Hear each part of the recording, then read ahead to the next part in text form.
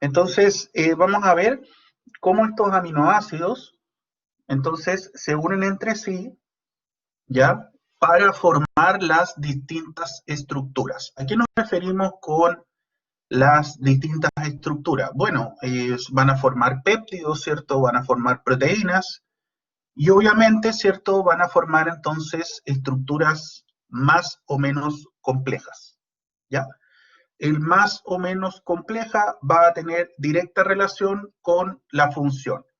Si la función necesita una complejidad estructural, entonces la proteína va a ser compleja, ¿ya? Ahora, si para la función no necesita complejidad estructural, entonces la estructura no va a ser compleja, ¿ya? Por ejemplo, si es una molécula de señalización, un péptido, entonces la estructura no va a ser para nada compleja, ¿me entiendes? Ahora, fíjense entonces que los aminoácidos se enlazan entre sí a través de enlaces peptídicos. ¿Qué significa esto? ¿Qué significa un enlace peptídico? Significa que se une el grupo carboxilo de un aminoácido, ¿ya? Grupo carboxilo de un aminoácido con el grupo amino del otro aminoácido. Y en este proceso, entonces, es un proceso de condensación, o sea, se pierde una molécula de agua. Si ustedes miran su PPT, esto está bien bonito porque si ustedes lo ponen en modo presentación, vuela, ¿cierto? Tiene movimiento, ¿ya? Pero acá, si yo lo pongo en PPT, se desconfigura, así que esto está guardado en modo PDF, ¿ya? Entonces, la idea, ¿cierto?, de esto es que ustedes se fijen que para formar una proteína, entonces, o para formar un péptido, necesitamos la formación, entonces, de un enlace peptídico. ¿Qué significa la formación de un enlace peptídico? Significa entonces que se une el grupo carboxilo con el grupo amino del otro aminoácido y se pierde una molécula de agua. ¿Qué características tiene este enlace peptídico? Bueno, las características principales es que es un grupo amida, ¿ya? Se forma un grupo amida, ¿se fijan? Que acá, esto que está aquí, es un grupo amida, ¿ya? Aquí dice amida. Y estas amidas no tienen reacción ácido-base, o sea, pierde la capacidad de ionización. ¿Quién es el que pierde la capacidad de ionización? Ese grupo amino y ese grupo carboxilo, ¿ya? Entonces, ahora va a formar entonces un nuevo grupo funcional que se llama grupo amida, ¿cierto? Y entonces va entonces a resultar en un grupo, ¿cierto? Que no es ionizable y que por lo tanto pierde entonces su carga positiva y negativa, ¿ya? El enlace peptídico tiene geometría plana. ¿Qué significa geometría plana? Significa, como lo ven acá, si se fijan, tiene la forma, ¿cierto? Fíjense la forma, es como una hoja de papel, es como un cartón, ¿ya? Es plano en el espacio, ¿ya? Si ustedes lograran rotar esto, ustedes verían entonces que esto es plano. Si se fijan, es como la pantalla de su computador, ¿ya? A ver, si usted tiene una pantalla curva, ¿cierto? No me diga que lo ve curvo, ya, pero imagínese lo plano, ¿sí? Ah, el profe tiene una pantalla plana, yo no, entonces no creo, no le creo. Piense lo que es plano como una hoja de papel o como una mesa, ¿ya? Ahora, si usted tiene una mesa con relieve, ¿cierto? Bueno, imagínese lo que fuera una mesa plana, ¿ya? Entonces, fíjense, ¿cierto? Que esto entonces es una característica del enlace peptídico. Y lo otro es que tiene una rotación restringida. ¿Qué significa eso? Esto es importante porque para entender, ¿no? las características que tiene este enlace peptídico. Si ustedes se fijan, nosotros tenemos acá, tenemos solamente enlaces sencillos, ¿ya? Por lo tanto, estos enlaces sencillos deberían ser de libre rotación. Sin embargo, este enlace, este que está acá, no es de libre rotación, es plano, ¿ya? Es semirrígido. Tiene características de enlace doble. O sea, este enlace, el carbono-nitrógeno, tiene características de enlace doble a pesar de ser un enlace simple, ¿ya? En este caso, entonces, esto tiene características de enlace doble, ¿sí?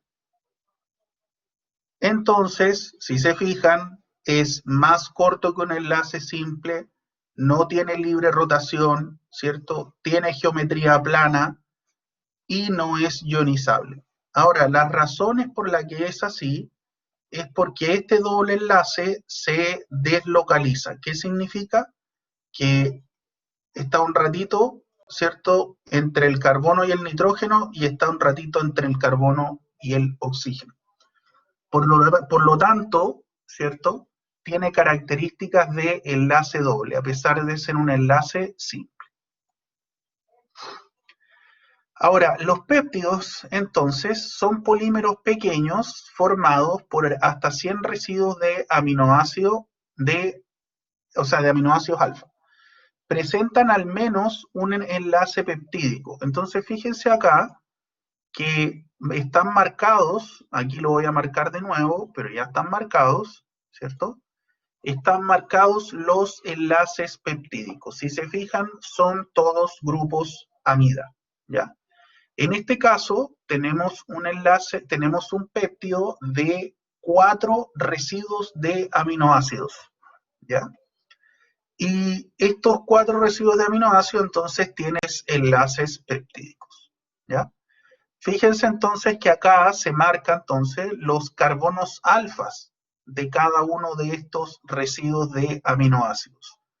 Por lo tanto, estamos hablando de un tetrapéptido. ¿Por qué es un tetrapéptido?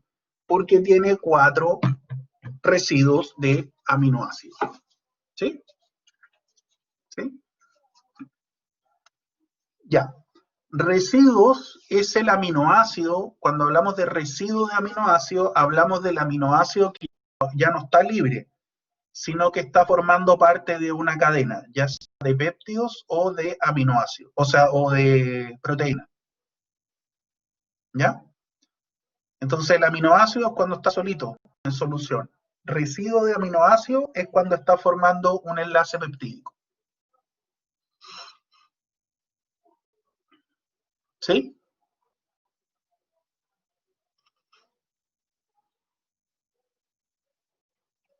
Bien.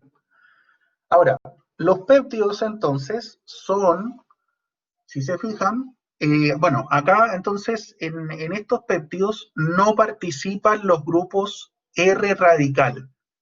Ya las cadenas laterales, entonces, cuando los aminoácidos se están formando péptidos, entonces las cadenas R radical no participan del enlace peptídico. Sin embargo, no se pierden, se conservan. ¿Lo ven? ¿Ven que se conserva? Ya. Y la otra característica es que se mantiene entonces en el extremo amino y en el extremo carboxilo. ¿Me dan un segundito, por favor? Denme un segundo.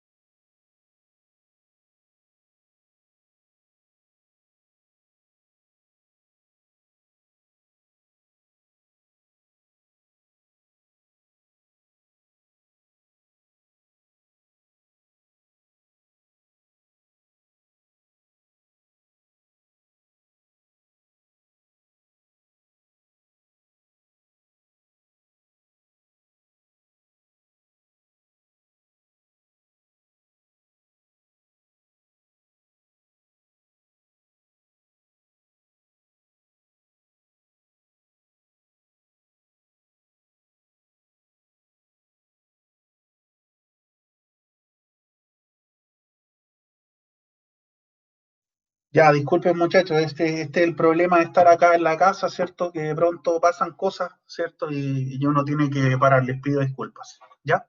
Me imagino que ustedes me entienden perfecto. Sí, sí, ¿qué pasa? Es que tocan el timbre, o viene mi hijo y tiene un problema de conexión, entonces siempre pasa algo de pronto que de pronto no son imponderables y les pido disculpas, ¿ya? Pero bueno, continuamos. Entonces, en este caso, ¿cierto? Fíjense, volvemos al aminoácido, ¿cierto? Fíjense que tenemos entonces un grupo amino y tenemos un grupo carboxilo, ¿ya? En este caso, esos grupos se mantienen como grupos ionizables, que significa que pueden tener una carga entonces positiva y una carga negativa, ¿ya? Que se pueden ionizar. Ahora, fíjense entonces que en este caso nosotros tendríamos un aminoácido, o sea, un péptido que tiene un grupo amino, ¿ya? Y un grupo carboxilo, ¿ya? Yo les había dicho en la clase anterior, y si no se los dije, se los insisto ahora, deben aprenderse los aminoácidos, deben aprenderse los grupos donde están clasificados, o sea, polares, cuáles son polares con carga, cuáles son polares sin carga, cuáles son polares solo, ¿ya? Cuáles son positivos, cuáles son negativos, etcétera. Los grupos, ya, y los nombres, y traten de aprenderse la nomenclatura de 3 letras, ¿ya? Es bastante fácil, ya, por ejemplo, este es cisteína, histidina, glutamato y metionina, ¿ya? Entonces, ¿por qué? Porque es fácil escribir nomenclatura de 3 letras. Antiguamente los estudiantes se tenían que aprender la de una letra también, pero cuando pasamos a la departamentalización, yo era el único que los hacía aprenderse todo, todos los aminoácidos, todas las letras, todas las nomenclaturas, y los demás profes me hicieron bullying, me dijeron que estaba loco. Así que tuvimos que sacar esa información. La verdad es que tenían razón ya, porque en realidad lo que importa es que usted entienda el nombre, el aminoácido, el grupo, ¿cierto? Y que a lo mejor pueda distinguir esto, ¿no? Que sea más o menos cotidiano en su mente esta nomenclatura de 3 letras, ¿ya? Por lo menos para leerlo, ¿sí? No que yo no le voy a preguntar, ¿no? ¿Cuál es la nomenclatura de 3 letras de la cisteína? No le voy a decir eso, pero por lo menos que lo lean, sepa qué es, ¿ya? Entonces, en este caso, vemos que el aminoácido, si se fijan, tiene su cadena, entonces, su cadena que está unida, fíjense acá, va a aparecer ahora, no sé si aparece mientras yo escribo, esta sería entonces la cadena de aminoácido, entonces, que está unida a través de los enlaces peptídicos, ¿ya? Y en este caso, entonces, tenemos la cisteína, que el residuo de cisteína que mantuvo su cadena R radical, lo mismo que la histidina, ¿cierto? Lo mismo que la metionina, ¿ya? Y lo mismo que el glutamato, ¿ya? Entonces, mantienen su cadena R radical. Ahora, por convención, siempre se escribe el grupo amino a la izquierda y siempre se escribe el grupo carboxilo a la derecha, ¿ya? Entonces, fíjense que en este caso, ¿cierto? Tenemos que el grupo amino entonces se escribe a la izquierda y el grupo carboxilo se escribe a la derecha. Ay, ¿por qué no al revés, profe? Bueno, porque por convención se escribe así, ¿ya? En realidad tiene un sentido, ¿ya? Y es porque en el fondo la cadena de aminoácidos, cuando se sintetiza, va creciendo en esta dirección. Entonces, por eso este se nombra que es el carbono número, o sea, el aminoácido número 1. ¿Ya? Es por esa razón más que nada. Y si se fijan entonces, hay distintas formas de decirlo a esto, que están todas buenas, ¿ya? Hay otras más, pero más o menos tenemos acá amino terminal, N terminal, río arriba, ¿cierto? y también lo vemos en el carboxilo, carboxilo terminal, C terminal, río abajo, ¿ya? Yo normalmente le digo amino terminal y carboxilo terminal, pero si usted le dice N terminal o río arriba, no importa, está bien, ¿ya? Eso es para que usted vea que hay varios libros y hay varias formas de decir, en varios libros sale distinto. Ahora, los péptidos, entonces, vamos a ir entonces ya a un nivel un poquito más arriba. Habíamos visto las características del enlace peptídico y ahora estamos viendo entonces las características, ¿cierto? De o sea, de la asociación de varios aminoácidos, ¿ya? ¿Qué significa la asociación de varios aminoácidos? Entonces significa que cuando tenemos hasta 100 residuos, nosotros hablamos de péptidos. Ahora, si el residuo, o sea, si hablamos de 2 a 10 residuos, estamos en presencia de un oligopéptido, ¿ya? Si estamos entre 10 y 50, perdón, hablamos de péptidos. Y si estamos entre 50 y 100, hablamos de polipéptidos. Fíjense entonces que en este caso, todas las moléculas, no importando el tamaño, son súper importantes, ¿ya? Entonces, si se fijan, no es necesario ser una gran molécula para tener una gran función. La angiotensina 2 regula la presión.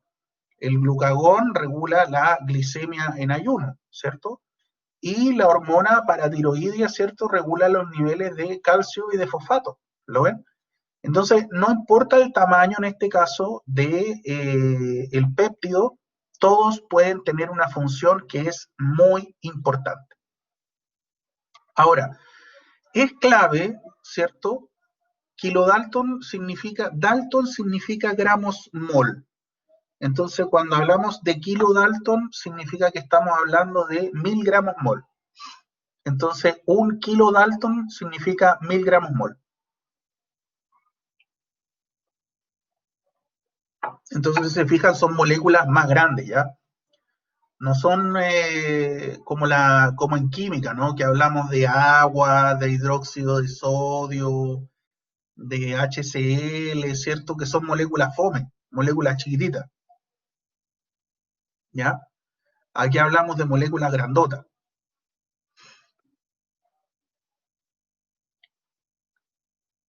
¿Por qué eran 1000 kilodalton? A ver. Es 1 kilodalton. Entonces son más o menos 1000. Va entre 2 a 10. Es que más o menos cada uno pesa 100. Más o menos. Cada residuo de aminoácido más o menos pesa 100 gramos mol. Entonces, 1 kilodalton significa acá 1000 gramos mol. Esto es más o menos, ¿ya? 1000 gramos mol. ¿Ya? Acuérdense que el agua pesa 18 gramos mol. ¿Se acuerdan de eso? El agua pesa 8 gramos mol. Entonces aquí estamos con moléculas de 1000. ¿Ya? Entonces aquí estamos de 1000 a 5000 y aquí de 5000 a 10000 gramos mol. Ahora, es importante que tengan claro que ahora vamos a pasar a las proteínas, ¿cierto? Entonces, las proteínas son polímeros de más de 100 residuos de aminoácidos. ¿Qué significa un polímero de 100 residuos de aminoácidos? Significa entonces que es una molécula que es más grande. Ahora, hay dos grandes grupos de proteínas. Las proteínas fibrilares, ¿cierto? Que serían estas, que son insolubles en agua, ¿cierto? Muy resistentes mecánicamente, ¿ya? Y tenemos las globulares, que serían solubles en agua, ¿ya? Y en este caso tienen múltiples funciones, ¿ya? no solamente de soporte estructural, que serían, chuta, lo borré. Las fibrilares entonces, antes de que lo borrara, eran insolubles en agua y son más bien de estructuras mecánicas, ya de soporte estructural. Y las globulares, ¿cierto? Son proteínas entonces que son solubles en agua, ¿ya? Y tienen diversidad de funciones. Por ejemplo, son enzimas, ya pueden ser, por ejemplo, la hemoglobina, ya una proteína de transporte, puede ser, por ejemplo, una inmunoglobulina, ¿cierto? Distintas funciones. Y en este caso tienen diversidad de forma, las proteínas, tienen múltiples funciones, o sea, pueden hacer de todo, ¿ya? Pueden estar metidas en la contracción muscular, pueden ser enzimas, pueden ser canales, pueden ser inmunoglobulinas, pueden ser proteínas de transporte, pueden ser poros, pueden de todo, ¿ya? Todo nuestra célula, todo lo que tiene función, todo lo que se mueve, todo lo que hace un trabajo, las proteínas están metidas, y directa o indirectamente. Entonces, las proteínas son la cajita de herramientas de la célula, ¿ya? Ahora, es muy importante entender que las proteínas están codificadas en los genes. ¿Qué significa esto?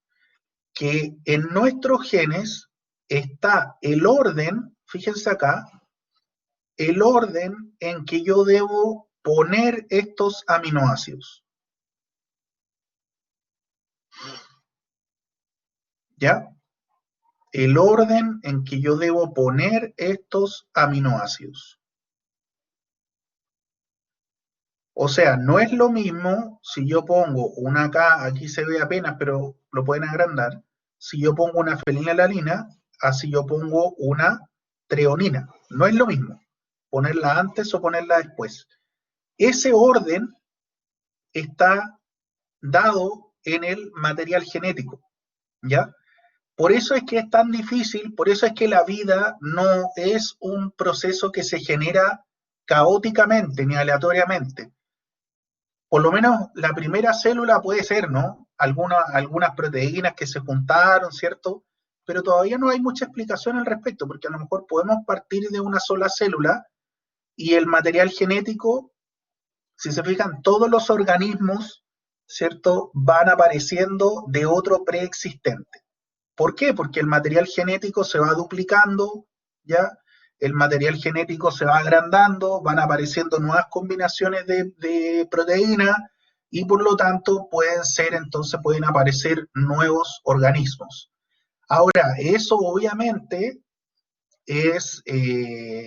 no es algo sencillo de que ocurra.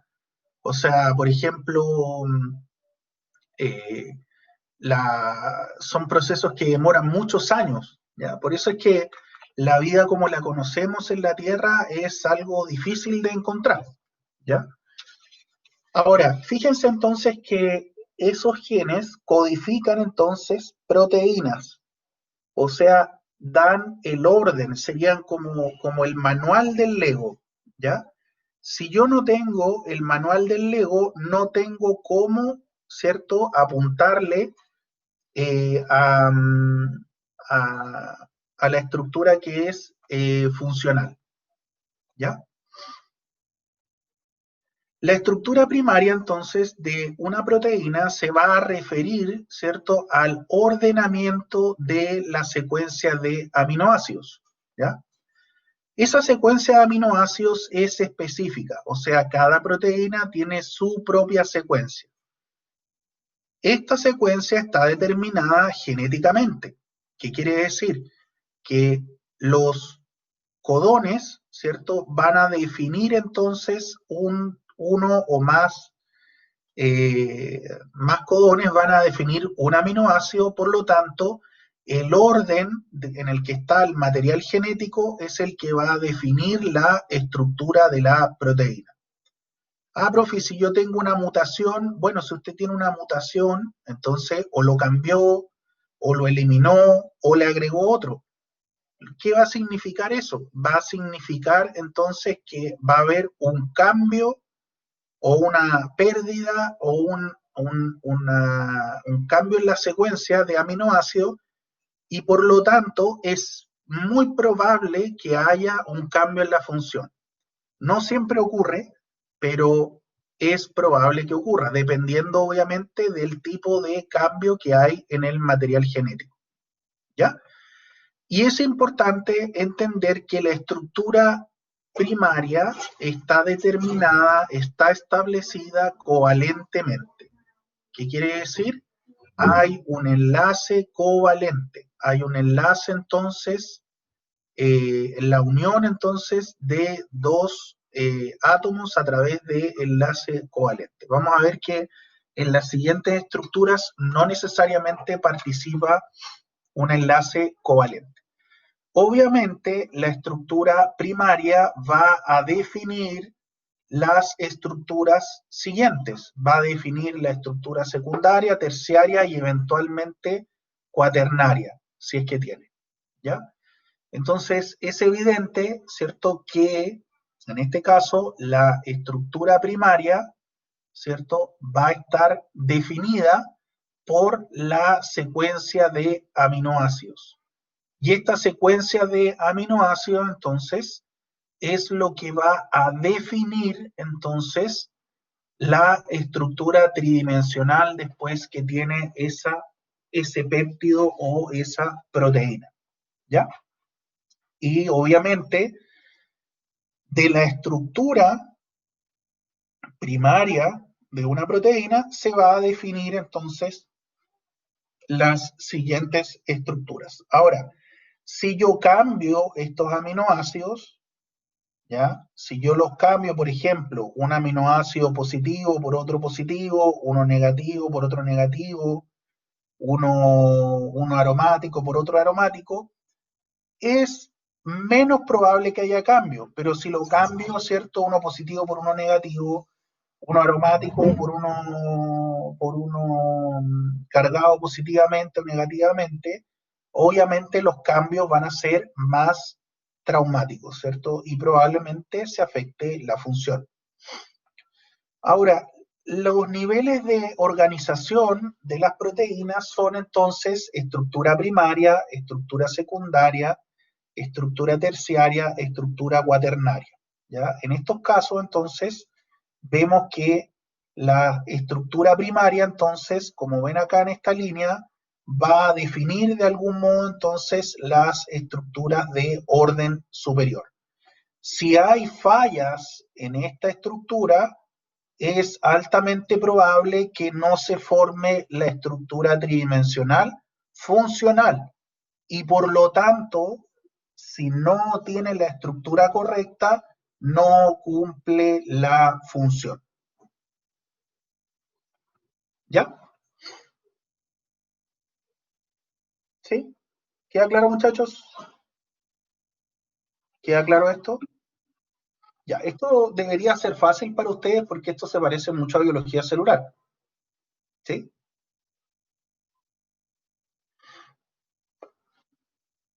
Ya, ok. Entonces, la estructura secundaria, ¿cierto? Se refiere a estructuras, o en este caso una estructura tridimensional, que se forma entre interacciones de puente de hidrógeno entre los enlaces peptídicos de aminoácidos que están uno muy cerca del otro. Entonces, fíjense que acá tenemos una hélice alfa y está formando entonces un enlace peptídico aquí. ¿Lo ven? Ahí. Ya, aquí. Ahí. Y por otra parte tenemos la hoja beta o lámina beta, ¿cierto? Que también va a hacer lo mismo, van a ser interacciones de puentes de hidrógeno entre aminoácidos que están cercanos unos de los otros. ¿Ya? En este caso, entonces, la estructura secundaria se refiere entonces a que la estructura secundaria de hélice alfa se refiere entonces a esta especie de estructura como una cinta, ya como una cinta en espiral o como una escalera en espiral, ¿ya? Y se forma con mayor facilidad con residuos de cadena alifática, como por ejemplo metionina, alanina, leucina, asparagina, lisina, ¿ya? Y en este caso, la, la cinta gira hacia la derecha y son alrededor de 3,6 aminoácidos por vuelta. En el caso de la hoja beta, se forma con mayor facilidad con residuos aromáticos o alifáticos ramificados como trionina, valina, isoleucina, ¿ya? Generalmente entonces de 3 a 10 residuos de aminoácidos de largo y se representan como flechas paralelas o antiparalelas, ¿ya? Y son estructuras que están extendidas, ya son como una hoja de papel, ya son planas. Entonces, esto es interesante porque hay dos conformaciones, hay una conformación que es antiparalela y hay una conformación que es paralela. Ya en este caso, entonces, partimos del N-terminal, ¿cierto? Ahí, N-terminal, ¿cierto? Y terminamos en el C-terminal. ¿Ya? En este caso, entonces, partimos en el N-terminal, ¿cierto? En este caso sería antiparalelo y en este caso entonces sería una estructura paralela, significa que todas van en la misma dirección, o sea, desde N terminal hacia C terminal. En el fondo estas son estructuras espaciales, ¿ya? Son conformaciones que se forman en el espacio. Algunos péptidos, ¿cierto?, alcanzan hasta estructura secundaria, pero muy primitivamente, ¿no? Entonces, por ejemplo, una hélice alfa, una hoja beta, ¿cierto? O de pronto una estructura desordenada como coil-coil, ¿ya? Ahora, la estructura terciaria se refiere entonces a interacciones que tienen los aminoácidos a mayor distancia, ¿ya? Y son interacciones de tipo débil, al igual que la anterior, que eran interacciones débiles de puentes de hidrógeno entre aminoácidos que están cercanos unos del otro, ¿cierto? En este caso son estructuras entonces que, eh, que están asociadas entre sí, ¿cierto? Con interacciones entonces débiles, pero que están aminoácidos a mayor distancia. Y se caracteriza también entonces porque está determinada por las estructuras secundarias. Entonces, por ejemplo, vamos a tener proteínas que tienen estructura solo alfa, hay unas que tienen alfa beta alternada, alfa más beta independientes, solo beta, ¿ya? También vamos a ver que va a estar determinada, ¿cierto?, esta estructura terciaria por el medio, ¿ya? Y esto es súper importante porque, por ejemplo, una proteína que es soluble en agua, lo más probable es que tenga la mayoría de los aminoácidos que forman la parte exterior de la proteína van a ser polares. ¿Por qué? Porque tienen que interactuar con el agua. Sin embargo, los aminoácidos que están aquí adentro probablemente van a ser más apolares. ¿Por qué? Porque la idea es que la interacción con el medio facilite la estructura tridimensional, ¿ya? Entonces el hecho de tener aminoácidos polares afuera y apolares adentro, entonces significa que va a formar entonces esta estructura tridimensional porque es favorable energéticamente. Eso lo vamos a ver en un ratito. Lo mismo pasa, por ejemplo, con las proteínas integrales, ¿ya? Obviamente, este sector de la proteína que está integrado, ¿cierto?, dentro de la membrana, o sea, dentro de la membrana plasmática, obviamente este sector de acá va a ser apolar, porque aquí hay lípidos, ¿cierto?, que son apolares. Sin embargo, las proteínas que están formando el poro o están formando el canal, lo más probable es que aquí adentro sean polares. ¿Lo ven? ¿Por qué? Porque por aquí fluye agua, fluyen iones, etc. ¿Se fijan? Entonces, en este caso, ¿cierto? Vamos a tener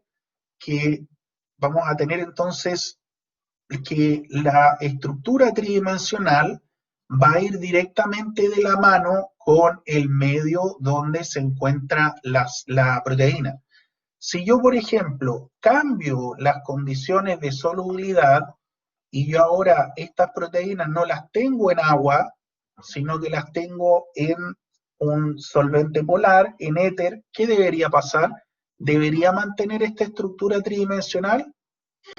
Si yo las cambio, si yo les cambio el medio donde las disuelvo, ¿mantiene la estructura tridimensional o la cambia? ¿Qué creen ustedes? O sea, claro, no cambia. O sea, cambia, ¿cierto? No va a mantener la estructura tridimensional en ningún caso. ¿Por qué? Porque obviamente los residuos apolares van a interactuar con el solvente apolar, y los residuos apolares entonces se van a arrancar de ese residuo polar. Y es muy importante esto porque quiero que entiendan algo que es súper potente. Yo cada año que lo digo,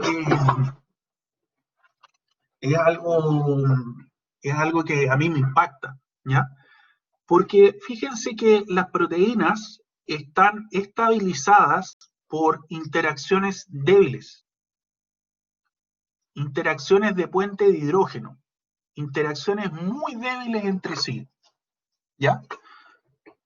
Entonces quiero que se imaginen, miren, tomen una taza, ¿cierto? Vean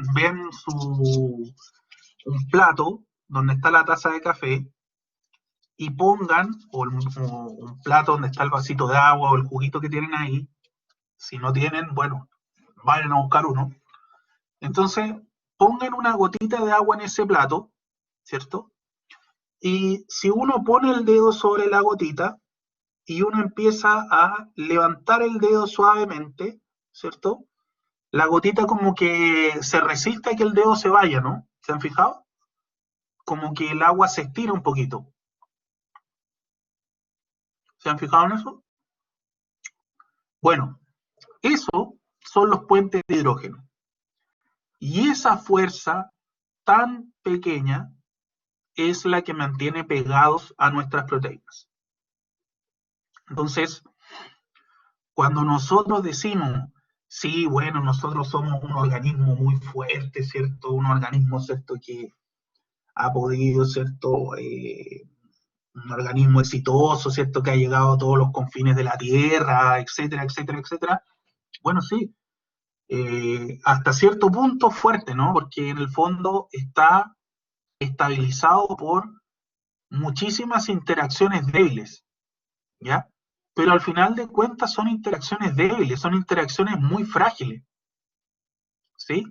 Son interacciones que se separan con mucha facilidad. Entonces, por eso les digo que estas estructuras que se ven complejas, la verdad es que están pegadas con chicle. Y por eso es que nuestro cuerpo tiene estándares de temperatura y de pH tan estrictos. Porque si no tuviera ese estándar de pH y de temperatura tan estricto, las proteínas se desnaturarían. Se perdería la función fácilmente. ¿Por qué? Porque obviamente son interacciones débiles las que lo mantienen pegado. Entonces, cambios de temperatura, por ejemplo, si nosotros estamos normales a 36,5, basta que nosotros tengamos 2 grados más, 38,5, y nosotros nos sentimos a morir.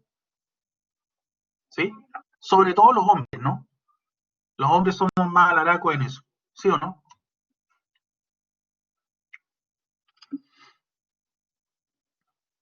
Entonces, si uno tiene 38,5, uno siente que terminó su vida, ¿no? Uno siente que ya cumplió su ciclo, ¿cierto?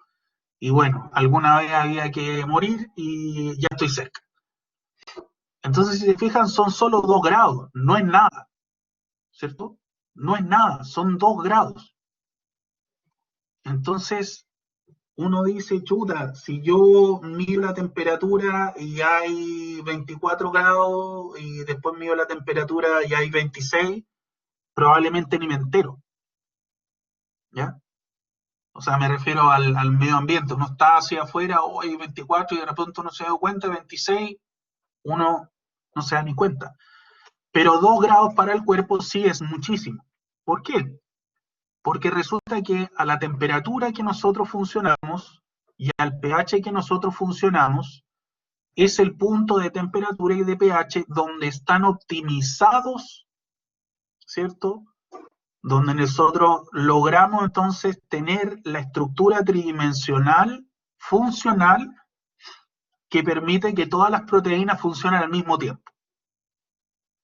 Entonces, pequeños cambios de temperatura pueden ser entonces difíciles para poder mantener. Ahora, yo les decía medio en broma lo de los 38 grados y los varones, ¿cierto? Pero la verdad es que médicamente, si usted tuviera, por ejemplo, 39, 40, o sea, solamente 2 grados más que eso, ¿cierto? Ya sería una situación médica crítica. Entonces, si ustedes se fijan, solamente un margen de 4 grados hacia arriba, usted tiene una situación de consideración, ¿me entiende? Y hacia abajo es peor, ¿no? Si uno tiene 36 y resulta que está a 32 grados, uno ya está muerto. ¿Sí? ¿Qué significa eso? Que en el fondo, para poder mantener esta estructura tridimensional, ¿cierto? Necesito entonces condiciones de pH y de temperatura súper estrictas. ¿Sí?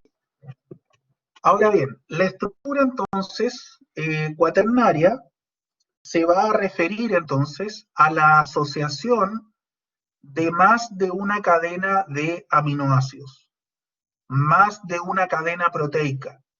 En este caso entonces, por ejemplo, podemos tener un dímero. Un dímero significa que tiene 2 subunidades, o sea, 2 cadenas que se pegan a través de interacciones débiles. ¿Ya?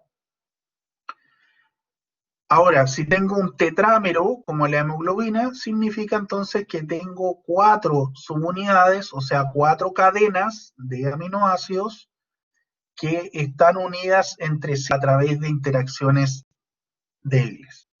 ¿Ya? Ahora, la estructura cuaternaria corre tanto para proteínas fibrilares como para proteínas globulares. Recuerden que las proteínas fibrilares son de tipo estructural, ¿ya? Y las proteínas globulares son de tipo, más bien de tipo metabólico, ¿cierto? Funcional. Ahora, las interacciones, o sea, la estructura cuaternaria está mantenida por las mismas estructuras que mantienen la estructura, o sea, por las mismas fuerzas que mantienen la estructura terciaria. ¿Qué quiere decir esto? Como resumen, entonces, fíjense que la estructura secundaria, entonces, y esto es importante que lo sepan, está estabilizada por puentes de hidrógeno entre aminoácidos que están cercanos entre sí, ¿ya? Y no solamente eso, sino que se produce entre los enlaces peptídicos de los aminoácidos que están cercanos entre sí. La estructura terciaria y la estructura cuaternaria se va a referir entonces a la estructura de orden superior que tiene muchísimas más variantes. También tiene puentes de hidrógeno, ¿sí? Pero también tiene interacciones iónicas, coordinación de iones, interacciones hidrofóbicas, puentes disulfuro. todas estas interacciones entonces van a participar en la estabilización de la estructura terciaria y de la estructura cuaternaria. ¿Ya? En este caso, entonces, vamos a tener una proteína, entonces, que está estabilizada por interacciones débiles entre sí. Interacciones débiles, ¿ya? Por lo tanto, cambios de temperatura y de pH necesariamente van a afectar la función. ¿Sí? ¿Queda claro, muchachos?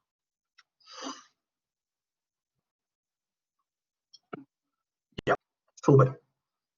¿Una pausita? ¿Una pausita? ¿Quieren parar unos 5 minutos? Voy a hacer un sondeo porque después me pelan. Después me dicen, el profe anda haciendo pausa, el profe acá, el profe allá, entonces voy a preguntar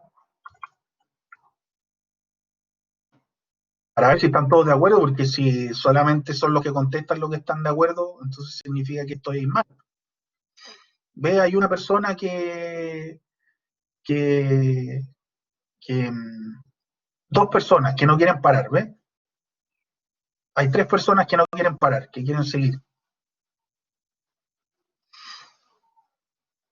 Ya. No, no es que les tenga miedo, lo que pasa es que como este tipo de comunicación es incompleto, porque ustedes me escuchan la voz, no ven mi cara, no ven mi lenguaje corporal, no ven nada. Entonces es súper fácil que se produzcan malos entendidos.